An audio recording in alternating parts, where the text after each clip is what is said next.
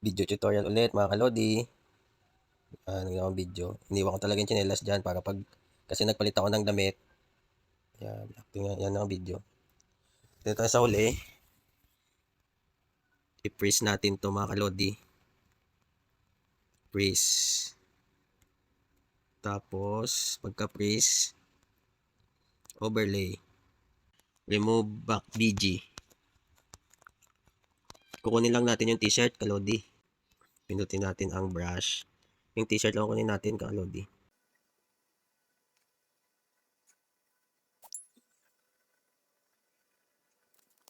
Yan, okay na yan.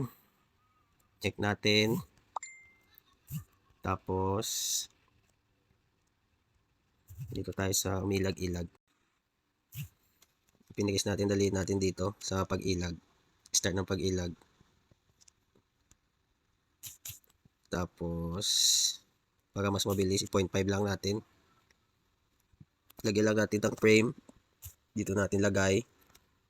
Tapos sa gitna, i-move natin konti. Tapos, i-ano natin, transform. I-rotate natin. Yan. Tapos sa dulo, i-move natin dito. Yan. Try natin. Yan. Tapos, i-ano natin to ulit. I-duplicate. Dito tayo sa next.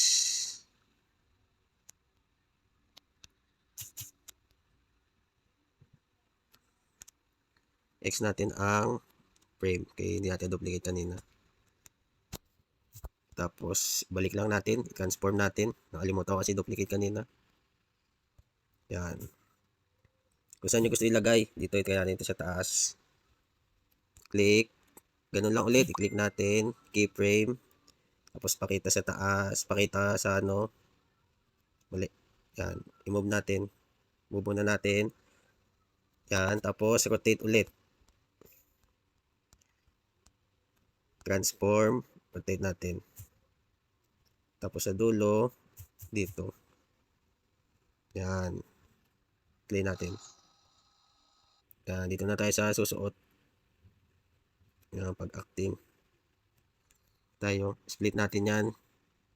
I-ano ulit natin to. I-duplicate. Tutok natin dito.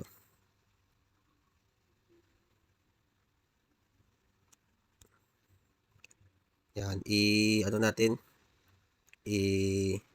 Tanggalin ulit natin ang keyframe. Dito tayo. Dito kasi galing eh. Yan. Bali, keyframe.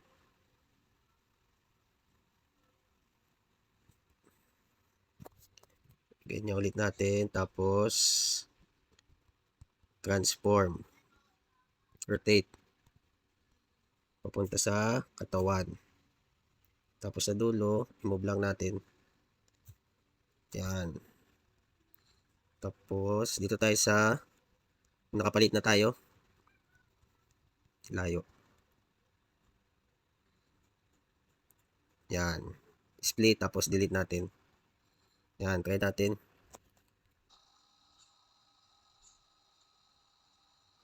Okay na mga kalodi. Click ang ending, delete, Ultra HD, frame rate, optical flow, export.